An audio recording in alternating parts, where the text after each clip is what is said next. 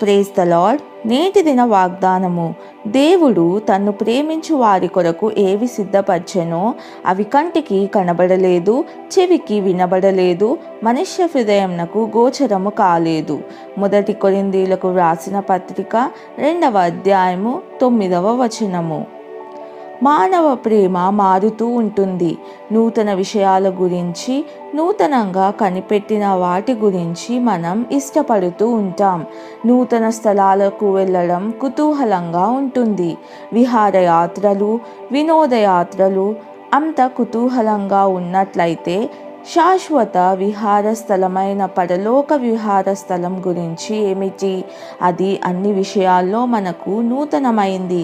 అక్కడ మనం చూసే విషయాల పట్ల అత్యంత ఆశ్చర్యపడతాం. అప్పుడు మనం ఇంకెంత మాత్రం విశ్వాసంతో నడవక వెలుచూపుతోనే నడుస్తాం.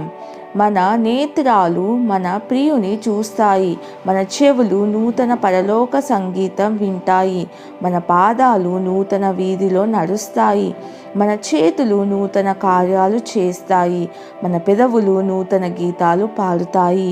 దేవునికే మహిమ. ప్రార్థన. ప్రియ యేసు, నా సంతోషానికి, నిరీక్షణకు నీవే కారణం.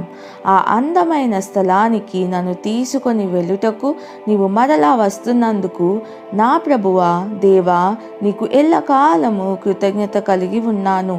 అనుదినం నిత్యత్వ వెలుగులో నేను జీవించుటకు సహాయం చేయండి. ఈ కృపను నీ అత్యంత ప్రశస్త నామంలో ప్రార్థిస్తున్నాను తండ్రి. ఆమెన్.